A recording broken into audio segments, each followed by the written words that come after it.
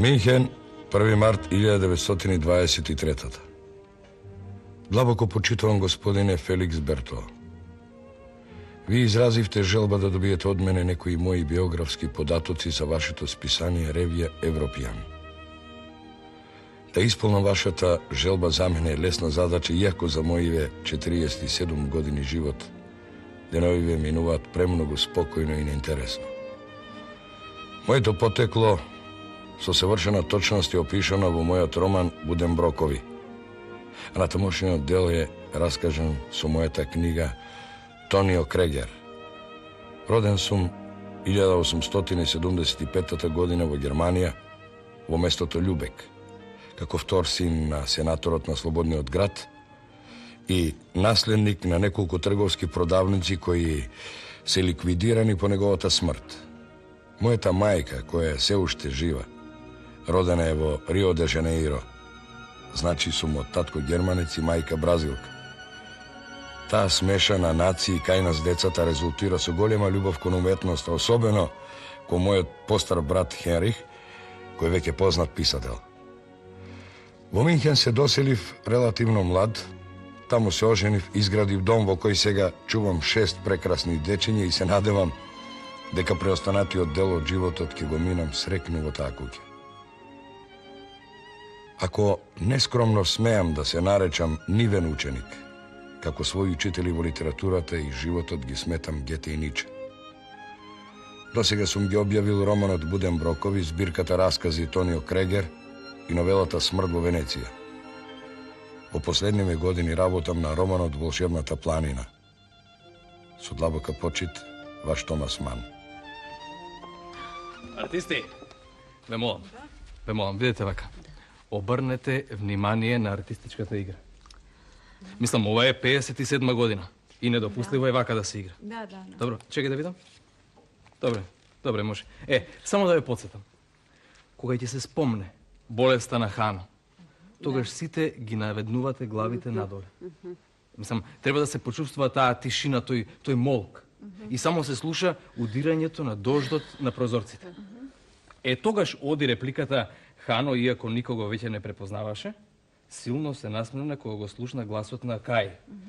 Кај му се приближи и почна да му ги бакнува рацете. Тогаш господја Буденброк ја кажува својата реплика. Дали е јасно? Да. Во ред. Добро, може да снимаме цело ова парче, оди во еден кадар. Добро? Ајде.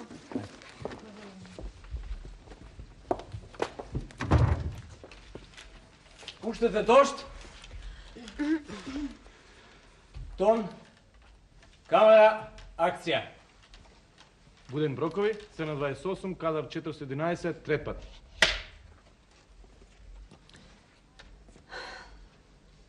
Некоја голема тајна се крие околу последната болест на Хано. Тоа очигледно остави големи траги на него. Оној распартален гроф речиси со сила се проби до собата на болниот. А Хано, иако веќе никого не препознаваше, силно се насмевна кога го слушна гласот на Кај. Кај му се приближи и почна да му ги бакнува рацете. Му ги бакнуваше рацете? Да. Долго му ги бакнуваше рацете. Ах, колку го сака. Колку многу го сакав, повеќе од сите вас. Извини, Герда, ти си му мајка, но Хано беше ангел. Да, тој сега е ангел. Хано, мој мил. Каде се Том, дедото, таткото и сите други? Ги нема. О, колку е тоа сурово и тажно. Престои ново видување со нив. Да, така велат, мила моја, но тоа е премала утеха. Нека ме казни Господ, но дојде време кога не можам да верувам ни во правината, ни во добрината, ни во што и да е друго. Животот остави големи траги на нас. Сите наши натежи отидоа во неврат. Довидување. На оној свет. Кога само тоа би било така. Така е. Сигурна сум дека е така. Стоп, стоп, стоп, стоп, стоп, стоп, стоп. Што е сега? Сега. Видите, утре ќе ја доработиме оваа сцена артистички и повторно ќе ја снимиме. Сега сте слободни, ви благодарам. Добро.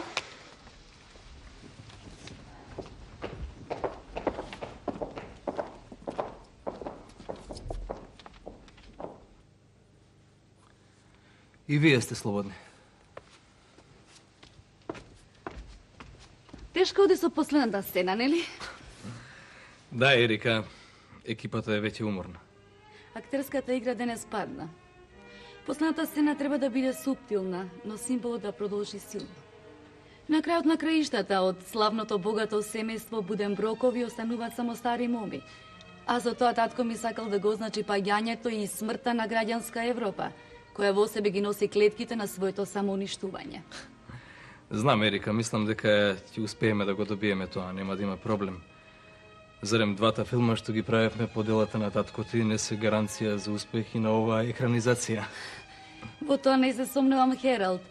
Во тоа не се сомневаше ни татко ми, кога 2 години пред смртта во 1953 година рече: екранизацијата на кралското височество што го режираше Хералд Браун представува дело правено со добар вкус, филм кој е радост за очите, филм кој е привлечен за публиката, а истовремено не се оддалечува од уметничкото достоинство на литературното дело. Ти благодарам за овие навистина убави зборови, Ерика. Но сепак мислам дека без твоја помош немаше да го постигнем ова. Во ред би, Хералд. Мене ми е важно да ја исполнам желбата на татко ми, кој мечтаеше неговите дела да заживеат на филмското платно. Па веќе за последниве 6 години екранизиравме 3 негови дела. Мислам дека следниот проект би требало да биде Доктор Фаустус. Не, доктор Фаустус ќе почека.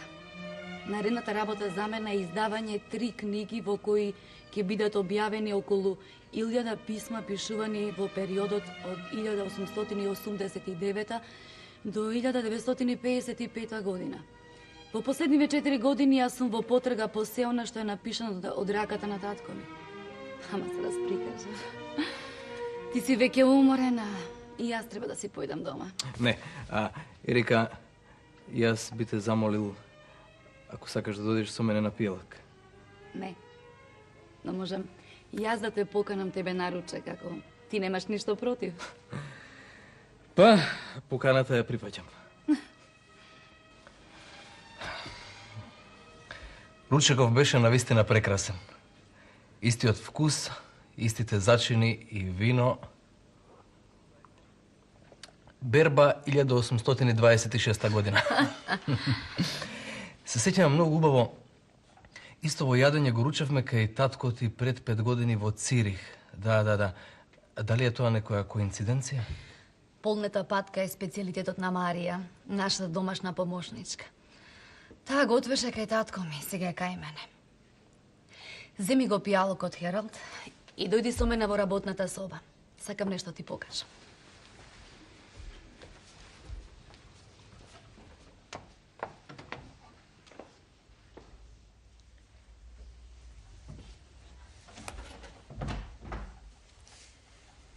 Пред тебе лежат околу 1000 оригинални писма што ги пишувал татко ми. Томас Ман лично? Да.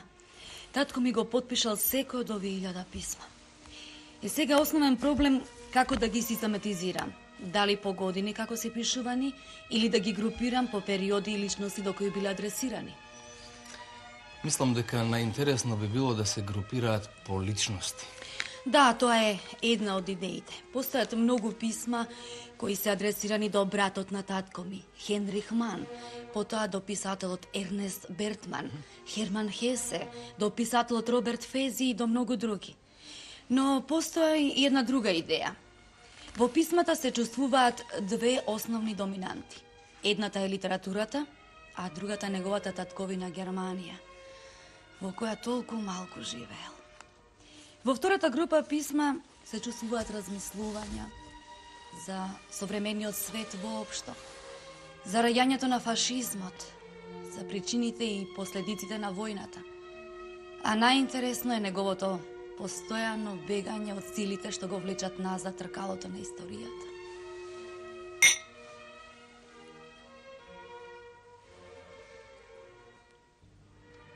Март 1933 Швајцарија.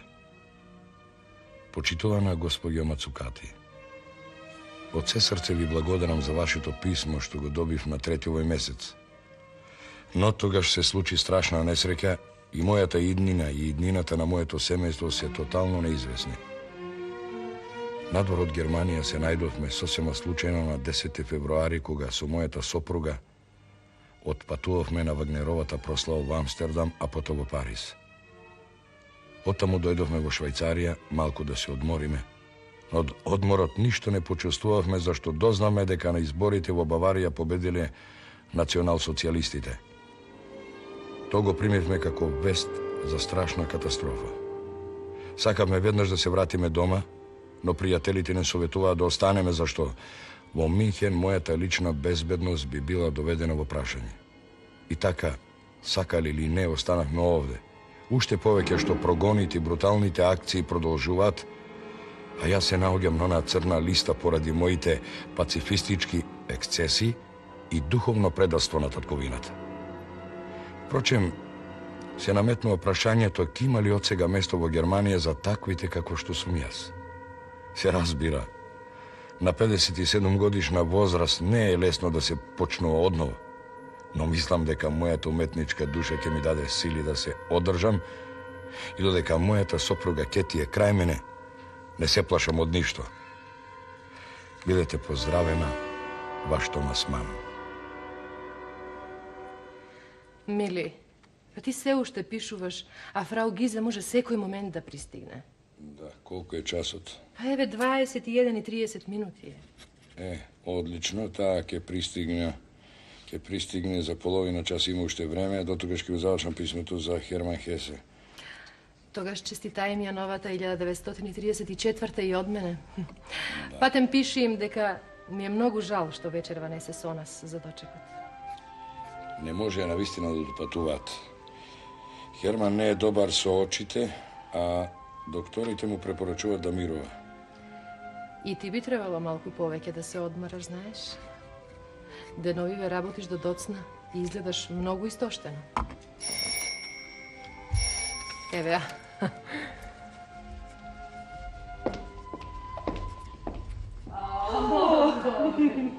Повелете.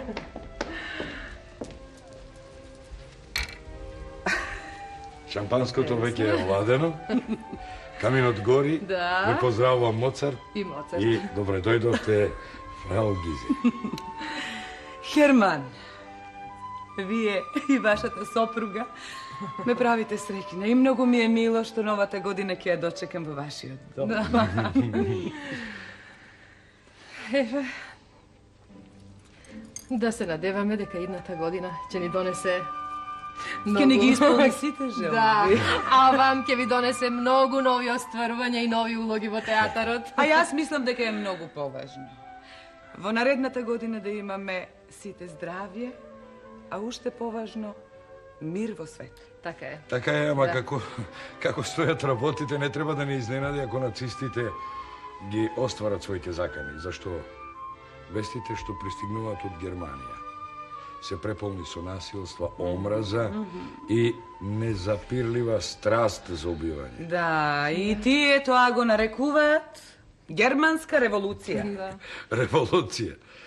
Таа и таква револуција е лишена од било кои компоненти што би ја направиле вистинска револуција. Се плашам дека предстои страшна граѓанска војна. А јас се плашам дали светот ќе ја приеме анексијата. Се плашам дека таа банда со демократски и легален пат, без војна, всушност сака да ја покори цела Европа. Јас се плашам дека тие се готови да го сторат тоа со оружје без да бидат демократични. Ве молам, драги дами, повелете, Да, земете ги ајде. чашите в раце и вечерва да прославиме еден мал јубилеј. Денес се навршува 1 година од нашето емигрирање од Германија.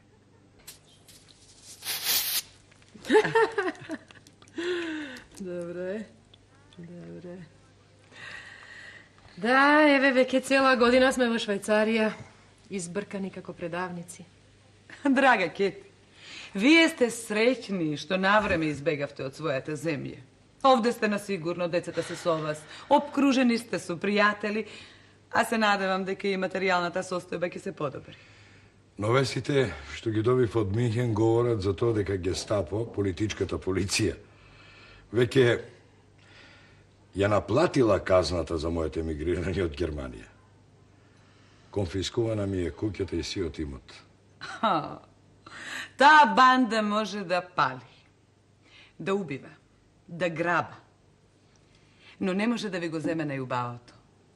Не може да ви ги земе вашите дела, вашите книги. И се печатат низ целиот свет. На здравје. На здравје.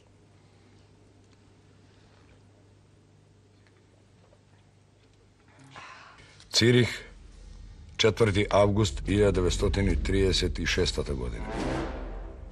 Драги брате, твоите размислувања се точни. Мислам дека се јалови изјавите на оние што тврдат дека марксизмот во Шпанија мора да биде уништен, дури и по цена на граѓанска војна во која половина од народот ќе изгине. Доколку Шпанската република победи, тоа би бил подвиг од огромно значење. Горчливи ми се твоите зборови дека Франција нема да дозволи да биде испровоцирана од Хитлер. Помислата дека Германија може да се расшири низ цела Европа и дека Хитлер може да отиде неказнет од овој свет, ме доведува до очај. Твој Томас Ман. Мил мој Херман Хесе, ти благодарам и многу се радувам што ја прифати понудата да дојдеш на гости кај ме. Многу ме изненади твоето писмо. Од каде таа идеја сега да ја напуштиш Европа и да се преселиш во Америка? Некоја внатрешна тревога се насели во мене. Постојано мислам на тоа. Еве, 6 години живееме во Швајцарија, во некоја атмосфера на страф и притисоци. Знаеш, во февруари кога бев во Соединетите држави, одржав неколку предавања и добив понуда од универзитетот во Пристон во Нью Джерси да станам нивен професор. Значи така. Добро, а што ќе предаваш ти на Американски универзитет? Види, ме замоли како редовен професор во текот на годината да одржам едно 6-7 предавања за Гете, начело со неговиот Фауст, за Вагнер, Шопенхауер. Може да се случи и за Фройд. Значи така. И ти дефинитивно реши? Па знаеш, кога веќе бев таму, и изнајмив една куќа населена во парк, 1 час возење од Нью Йорк. А платата која ми ја ветија ми гарантира нормален живот. Тоа е прекрасно, но дали ти беше неопходно баш во овој момент да го направиш тоа? Па ти имаш 63 години. Твоите дела се познати низ целиот свет. Се печатат на сите јазици. Так, се преведуваат на секаде. Добитник си на Нобеловата награда за литература. Твоите деца, внуци живеат тука, во Швајцарија. Не знам, дали ти мислиш дефинитивно да ја напуштиш Германија? Херман, се додека германскиот народ не се ослободи од сегашното раководство, за таквите како мене нема место во Германија. Јас знам дека германскиот народ се плаши од војна повеќе од што и да е. Но нацистите, тие се големи фанатици и полека и сигурно се подготвуваат за војна. И мислам дека ќе настане општо човечка катастрофа. Еве веќе за последниве 6 месеци полно германци ја напуштиле Европа. Сигурен сум дека не можат повеќе да издржат, ниту немаат нерви да чекаат со собствени очи да го видат тоа зло.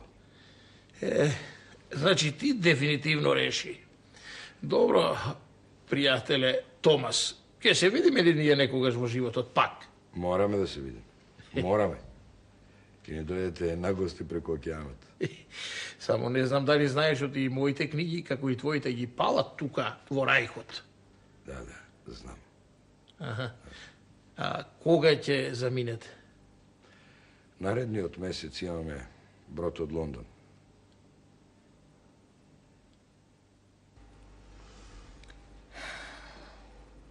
Откако почна војната, се помалку продукти има по продавниците. Во Њу Џерси беше поцивилизирано. Слично на Европа. Не знам, за 4 години живот таму некако се навикнав. Но тебе повеќе ти одговара оваа клима овде во Калифорнија.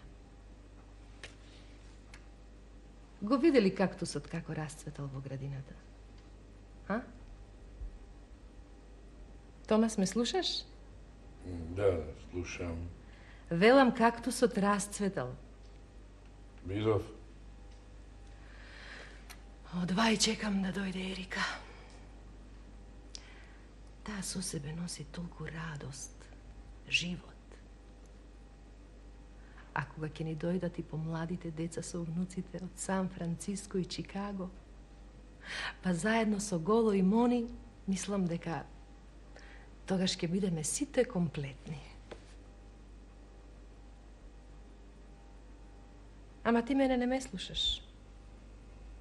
Томас, цел саат седиш со тоа писмо в раце и само молчиш. Прости, Кети, нешто се замислив. Ти признавам, длабоко ме навреде ова писмо. Јас ти реков тие анонимни писма повеќе да не ги читаш. Тие што ти пишуваат германец, оди си од Америка, тие се обични безделници, ништо друго. Кети, ова не е обично анонимно писмо. Ми го испраќа лично новинарката Агнес Маер. Јас мислев дека господјата Маер нам ни е пријателка. Таа и сега ни е пријателка. Но треба и нив да ги разбереме. Нивните деца сега гинат во Европа и во Африка. А како да ја објасниш на една американска мајка дека нејзиниот син се бори за Калифорнија во пустината на Сахара?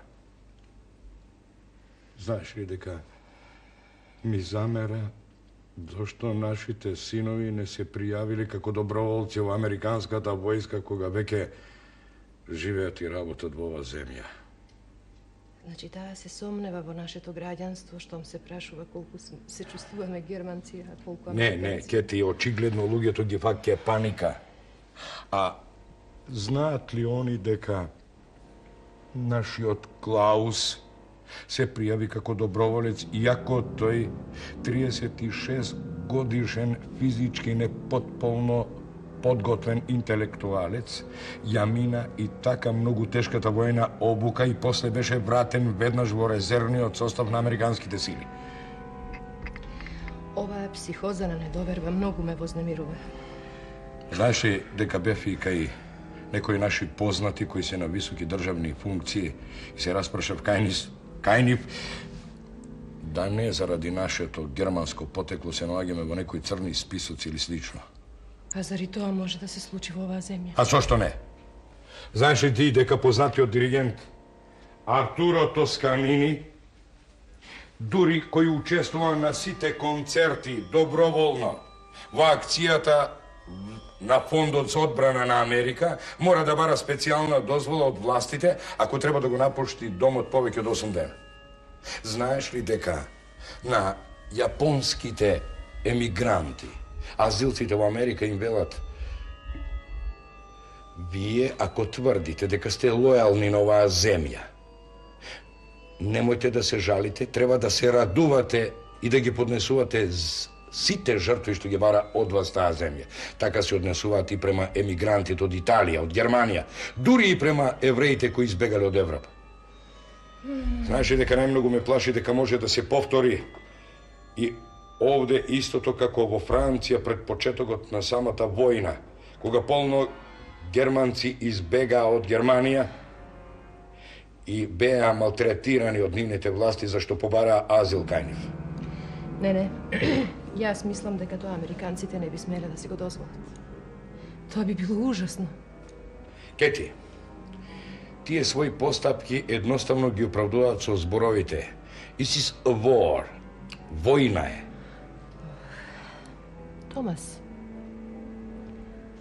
а може би не е лоша идејата на Поло да се префрлиме во Мексико? Овде материјално и онака сме на граница на екзистенција. Твоите книги не ги печатат поради војната, а други извори на приходи ние немаме. Да не се уште парите што ги испраќа брат ти Херман, јас не знам што да правам. Не, Кети, не. Овој пат нема да бегаме. Ќе го сочекаме крајот на војната, а тој нема вечно да трае. Но, ти признавам, колку се ближи крајот на војната, се повеќе ме паќа некој страх. Знаеш ли што прочитав пред некој ден во весниците? Да. Гебелс изјави: ако ни се случи некојаш да бидеме принудени да напуштиме арената на историјата, толку силно ќе ја треснеме вратата, што сето човештво вечно ќе не памети. Ете така зборуваше тој никаквец. Господи, уште колку несреќи ќе му нанесат на светот додека да заврши ова проклета војна. Се плашам за децата. Не, Кети, не. Не, овој пат нема да бегаме. Нема да бегаме и ќе останеме овде. Ако некош се случи да мораме да живееме на друго место или да мораме да одиме во некоја друга земја, тоа ќе биде само тогаш кога ние самите ќе посакаме да биде така. А што се однесува до средствата за живење, да знаеш дека веќе е во печат третиот том од трилогијата за Јосиф, а има многу интересирање за преводи на повеќе јазици. Што значи, нашата екзистенција нема да биде во прашање. Драги слушатели, ја прекинуваме редовната програма за да ви соопштиме вонредни вести. Денес на 5 јуни 1945 година во Берлин е подпишана декларација за пораз на Германија. Ополномочени од своите влади, неја ја подпиша генералот на армија Айзенхауер, маршал Жуков, фелдмаршалот Монгомери и генералот Детесин. Во документот е констатирано дека Германија, која сноси одговорноста за војната, нема централно раководство или како и да е друга формална власт и не е способна да ја сноси одговорноста за зачувување на редот и управувањето на државата и не може да ги исполнува обврските кон земјите победнички. Со декларацијата се утврдува дека владата на Соединетите Американски држави, Советскиот сојуз, Кралството на Англија и на Република Франција ја преземаат врховната власт во Германија, но тоа не представува анексија на оваа земја. Кети, Да? го виде весникот Баварише Цајтунг што го добив денес од Германија? Не. Има нешто интересно? Ке ти кажам, гледај, 25. октомври 1945 година. Значи, патувал рамно 2 недели од Германија до Калифорнија. А гледаш овде, на третата страна е објавено во културната рубрика. Да. Отворено писмо до мене го напишал писателот Виктор Моло. Може да Гледај, видим? како не?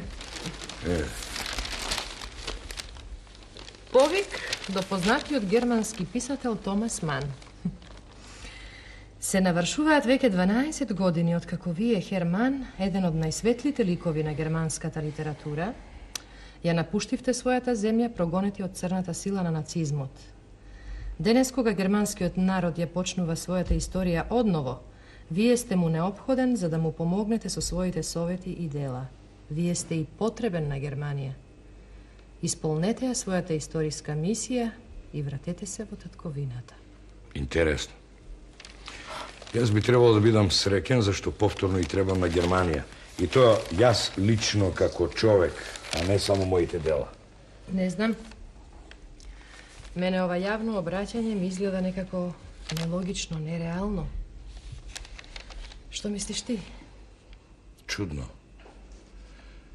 Mi se vraćat s ovakvo pismo bez da razmisla dovoljno kakvi tehnički, pravni i psihološki prečki može da iskrasnat pri eventualno to naše vrakjanje u Germaniji. Što misla ti? Дека така преку ноќ може да се заборават 12 години живот. Да се заборават настаните од 33-та.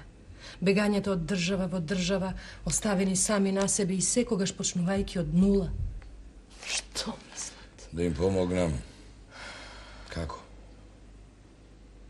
Се сомневам дека еден изморен човек од 70 години може непосредно, лично и суштински да им помогне на луѓето кои се наоѓаат во исклучително тешка ситуација, а за која самите се виновни. Зарем не можат да разберат дека нашите деца работат и живеат овде, дека имаме внуци овде. Ке ти да ти признам, да бидам искрен. Огромна е мојата желба да ја почувствувам поднозе земјата на моите предци. Постојано сонувам, барем еднаш, накратко да го видам својот роден Љубек. Оваа ситуација не би можел да живеам во Германија. Да ме иселат од мојот стан во Минхен. Да, како можеш ли да ми помогнеш да реагираш во Вашингтон? Те поздравам. Што читаш, татко? О, Ерик. Не чувкува да е. Седи, чудо. Писмово е од чичко ти Виктор. Ми пишува дека има проблеми со станот во Минхен. Американските окупациони сили му прават проблеми и сакаат да го иселат од станот. Знаеш, чедо, во Германија се уште не е се средено. Можеш ли некако да му помогнеш на чичко Виктор? Да. Ке пишам барање до Вашингтон да интервенираат во Минхен и да не му прават проблеми со станот на брат ми. Знаеш, сакам да го видам. Веќе 10 години не сме се видели. Стрпи се, татко. Уште неколку месеци. На 3 јуни патуваме во Европа. Веројатно ќе имаш можност да го посетиш и Минхен. Би сакал, чедо. Би сакал да го видам Минхен. Би сакал. Но тоа не е возможно да... Не може да се изведе. Кога би можел да отпатам инкогнито, не би имал никакви проблеми. Ама знаеш ти многу добро дека посетата е официјално. И кога би ја посетил Германија, тоа би добило голем публицитет. Тоаш морам да се појавам при широката јавност. А тоа не ми се допаѓа ич.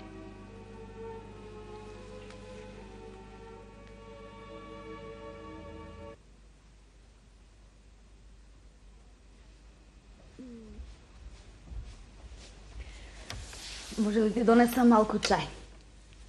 Може, чедо, може.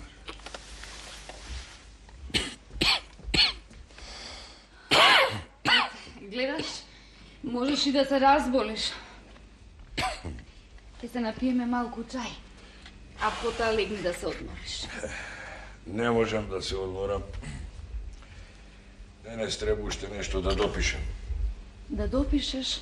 Да. Сигурно е тоа крајот на твојот нов роман, доктор Фаустус. За крајот на тој роман рано е било што да се зборува уште. Па јас мислев дека си при крај. Го пишуваш веќе 2,5 години. Да, чедо. Го пишувам. Така е. Почнав 1944-та. Нели? Напишав 800 страници и се уште не е завршен. Знаеш, некако не ми оди, ме истоштува. Немаш сили или сепак ти недостига идеја? Не. Конструкцијата ми е сосема јасна. Но сега размислувам и создавам дело за мојот музичар. Знаеш, дело во кое тој се простува од својот духовен живот како симфониска кантата, плачењето на доктор Фаустус. Импресивно дело, зашто резултатот од најголемите човечки чувства е плачењето и плачењето е резултат на најголемите човечки чувства. А музиката во својата понова историја, кога ќе достигне кулминација на својот музички израз, се претвора во ламенто, плачење или во состојба дозволете ми да умрам. Морам да ти признам дека со голема нетрпеливост чекам да го прочитам тој твој нов роман. Колку вреди таа книга ќе каже и Днината Чеда. Во секој случај јас сум апсолутно слеп кога се зборува за тој роман. Знаеш, во тоа дело нема да ја заобиколам Германија. Пишувам дело како историја за сделките со ѓаволот. Современа тема, а современост на која едната нога е уште во 16 век. Мило моје, тоа нема да биде весела. Ќе биде тажна и не многу забавна книга. За читање, мислам.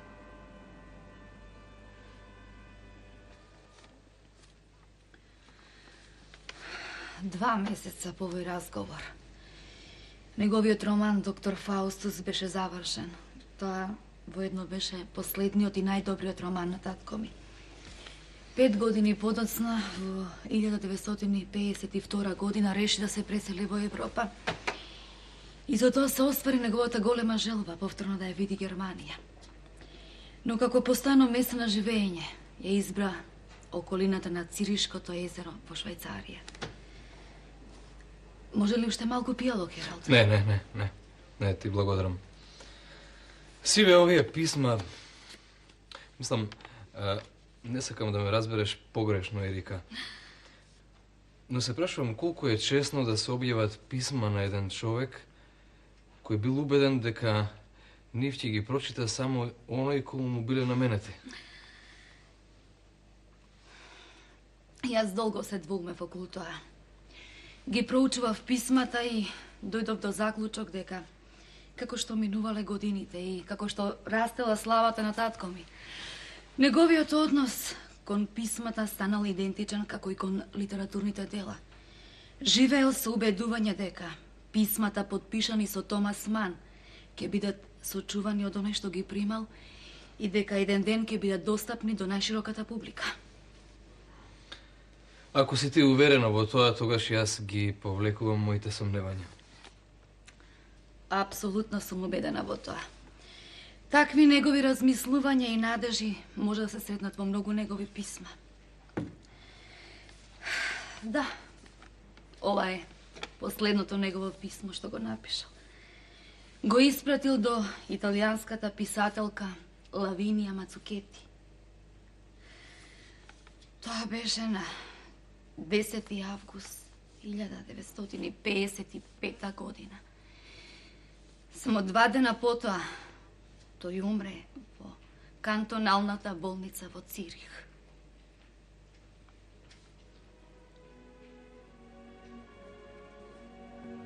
До Лавинија Мацукати, 10. август 1955 година, Цирих. Драга пријателке, вие заслужувате многу топли зборови во знак на благодарност за статијата што ја напишавте о последниот број на Понте. Точка. Но за жал, ова писмо нема да ги сретнете зборовите во кои би го изразил своето чувство кон вас. To je zašto ne se čustvam najdobro. Glavata mi je prazna, čustvam težina, kako da sam se prijal, iako ništo ne jadam.